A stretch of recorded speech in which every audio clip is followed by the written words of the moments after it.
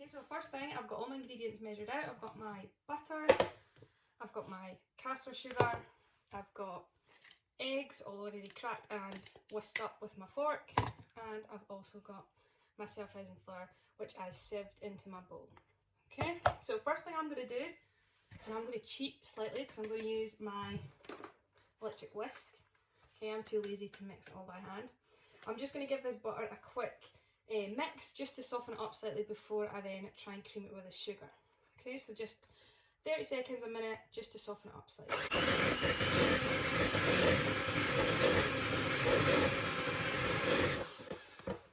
Okay, so you can see it's a lot more soft, and it should be easier now for us to combine it. So all I'm going to do now is I'm going to scrape it all down the sides. From down the side, I'm going to use my spatula to do that. Just means that it mixes up properly with the sugar. Okay, I'm going to scrape off the butter from my spatula, and then I'm just going to tip all my sugar into the bowl and combine the two of those. Okay, so what we're going to do here is, 2 or 3 minutes, we're going to get the sugar and the butter completely combined. This is called creaming together, the butter and sugar, and we're aiming for it to be sort of pale yellow colour and it to look nice and fluffy. Okay, so I'm going to do that for 2 or 3 minutes, and then I'll let you see what it should look like.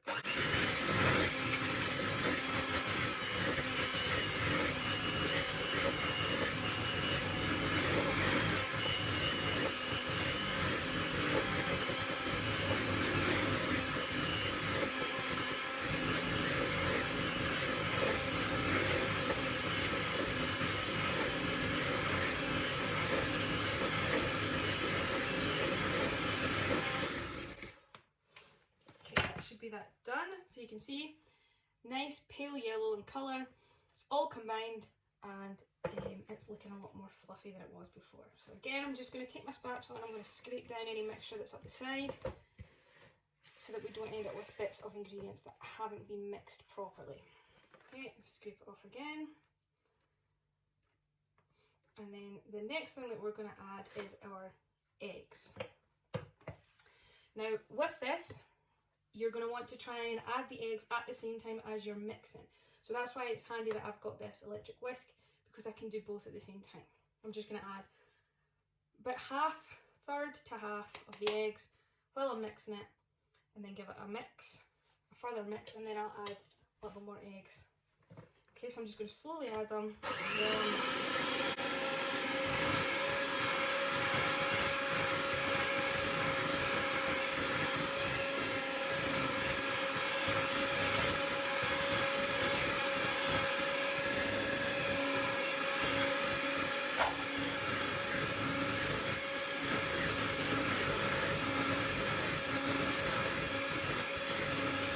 Okay, so you can see already just from the mixer that it's now a lot more runny.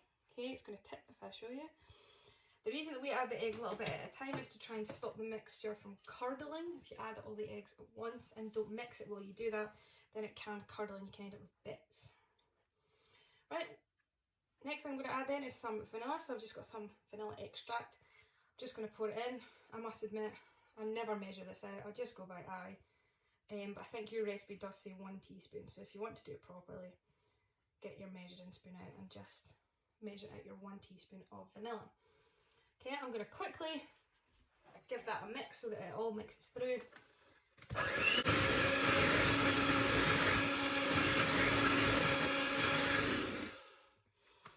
Okay, and that's the last thing that I'm going to use this electric whisk for. I'm now going to have to do everything by hand.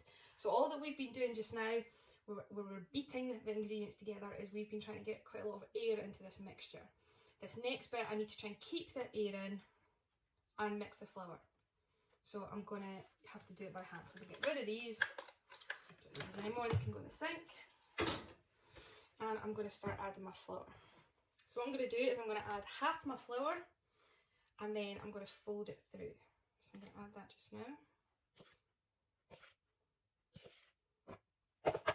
So I'm just going to use my spatula and I'm going to mix it through. Okay, so folding it, you're basically going to try and draw a figure of 8 through your mixture and use circles. That's the way to fold through dry ingredients into a cake mix.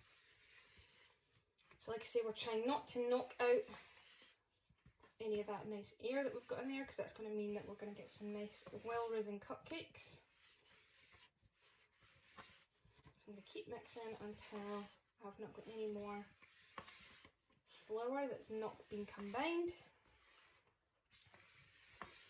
And then I'll add in my second batch. Okay, make sure that you're checking that you've not got any mixture up the side of your bowl, because otherwise you're going to have less cake, and that's no good. Okay, so that's my first lot of flour all nice and mixed through. So I'm just going to add in my second half of the flour.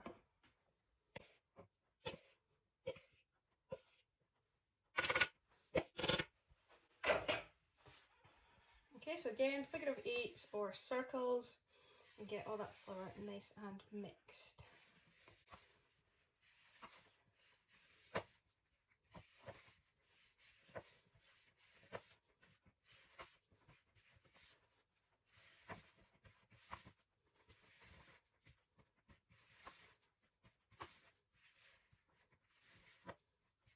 Be careful, because at the bottom of the mixture, right at the bottom of the bowl, flour is quite bad for clumping down there.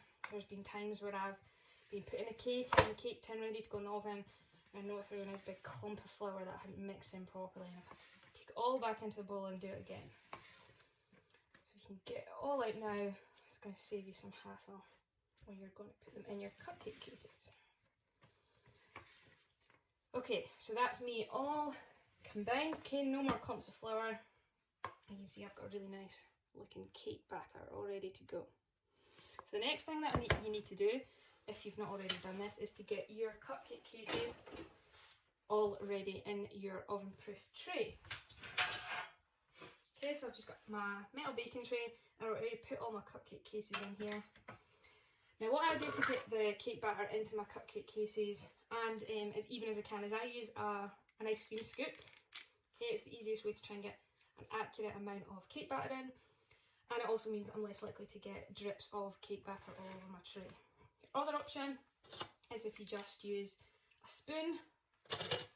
So one spoon to scoop out the mixture, and your second spoon to scrape it off into the cupcake case. Okay, your other option is one spoon and your pinky, and you scrape off with your pinky. But no licking the pinky between cakes, because don't think the people that are going to be eating your cakes are going to want your slavers all over the cake batter. Okay? So all I'm going to do is I'm going to scoop up some of my cake batter. I'm not going to quite fill it full, and I'm going to pop it into my cupcake case. Okay, so you can see nice amount, almost filled up the cupcake case.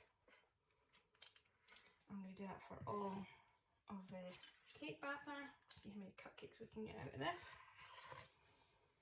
Hopefully not too many, because if they're there, then I'm just going to have to eat them. And I'm already worried that my work clothes aren't going to fit when we go back to work.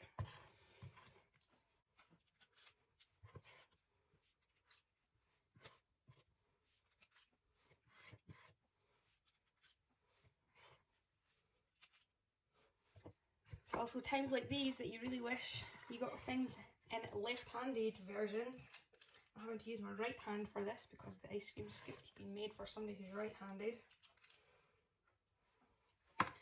Okay, so that's one tray completely filled, and I've still got some more. I've got my second tray, and a cupcake case that's tried to escape.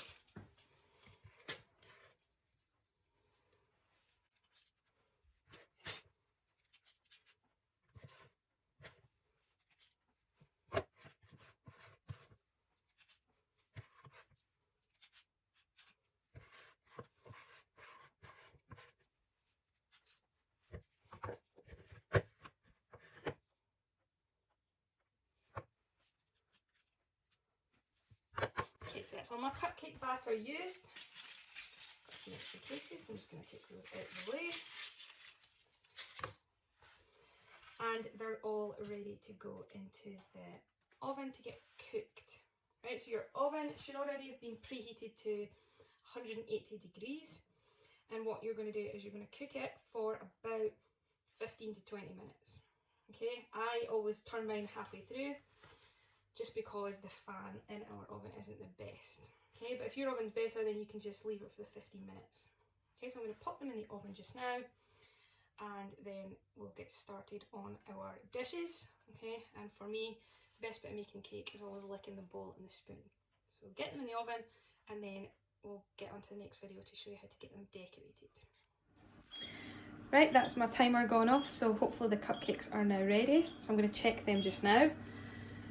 I would get an adult to do this for you. Everything's going to be really hot and we don't want you to burn yourself. So oven gloves are a must.